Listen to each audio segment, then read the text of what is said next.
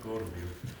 El clavicordio es un instrumento que nació en la Edad Media y que siguió en el Renacimiento y tuvo su auge y su periodo de esplendor en el Barroco. También en el Renacimiento, pero sobre todo en el Barroco. Es un instrumento muy peculiar, es absolutamente delicado, íntimo, difícil de tocar porque hay que transmitir la presión justa en la tecla. Se dice que un clavecinista puede tocar muy bien el clave, pero que a lo mejor no sabe tocar el clavicordio. El que toca el clavicordio puede tocar el clave y el órgano, pero a la inversa no es cierto.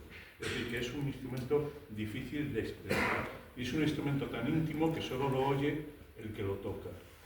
Entonces tiene una tabla armónica muy pequeñita y por eso pues vamos a hacer, nunca hay conciertos de clavicordio por esa razón y lo vamos a amplificar gracias a Antonio, para que podáis escucharlo.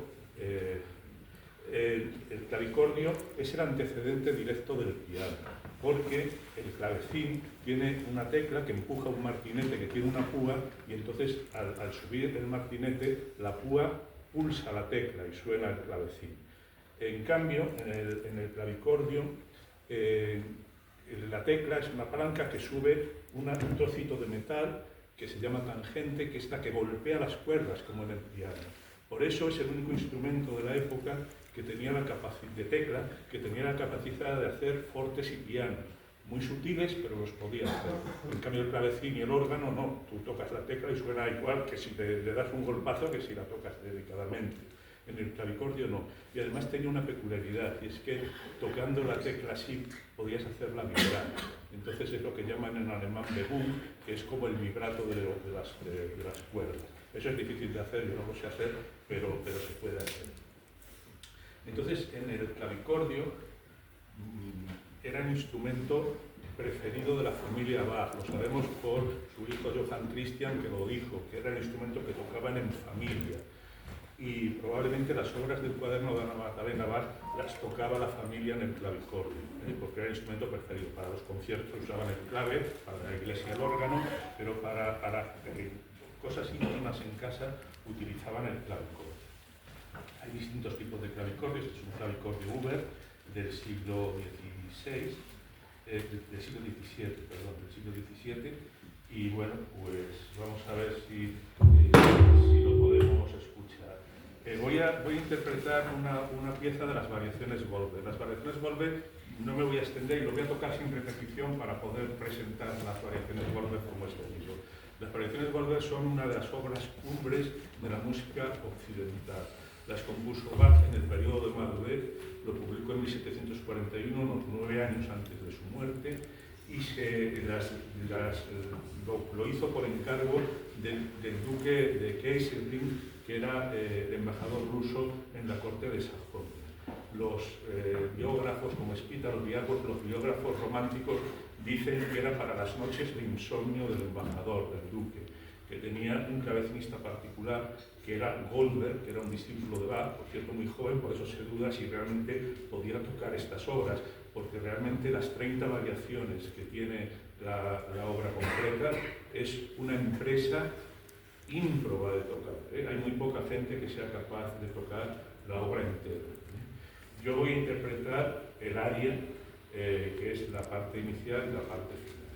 Entonces, yo quiero ponerla en el contexto de la época, el contexto de los alrededores del inicio del siglo XVIII. Al fin y al cabo, el arte es la expresión de la cultura de una sociedad. Y entonces, pensad que en aquel momento se acababa de publicar hace poco los principios de matemática de Newton, con la ley de la gravitación universal. Se empezó a desarrollar el cálculo infinitesimal de Newton y Leibniz, que cambió los paradigmas de la ciencia y de la filosofía. Y realmente, pues, esta obra, desde Leipzig, que era donde trabajaba Bach, que era una ciudad luterana y que era una ciudad muy humanista, pues Bach fue capaz, son muchas obras, de elevar la música a la cumbre del arte, a la altura por encima de las matemáticas, digo yo, por encima de la arquitectura, haciendo de la música la esencia más alta que se puede hacer del arte. Es un prodigio de contrapunto, de intención, de orden, de simetría. Yo os animo a que las escuchéis.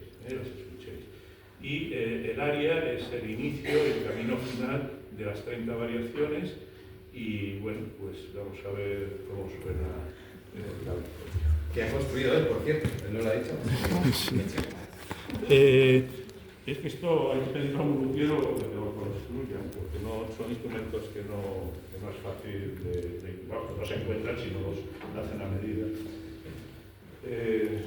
Unas cosas, no, simplemente eso, pero por supuesto es una obra, la operación de Bobre es una obra para clave, y además para clave de los teclados, y está especificado en distintos pasajes de la obra, que tiene que tocarse algunas de las piezas en el clave de los teclados.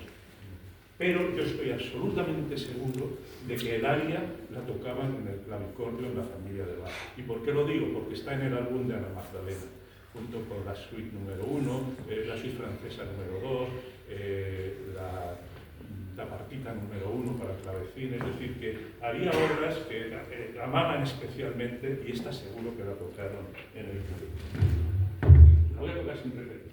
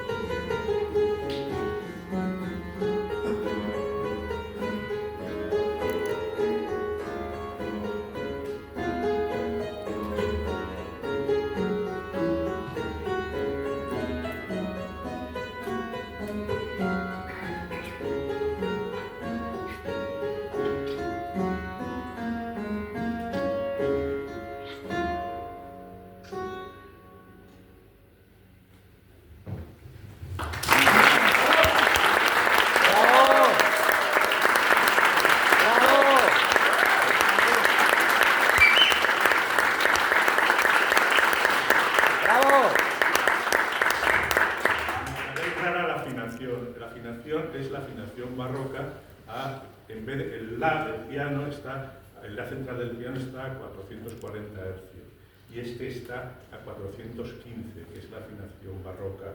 Es un semitono por debajo, por eso suena un poquito raro. Luego tiene una afinación histórica, que es la afinación Vermeister 3. Por eso no es la afinación del temperamento igual del piano, sino que es un temperamento histórico. Por eso suena un poquito más raro. Bueno, pues muchas gracias.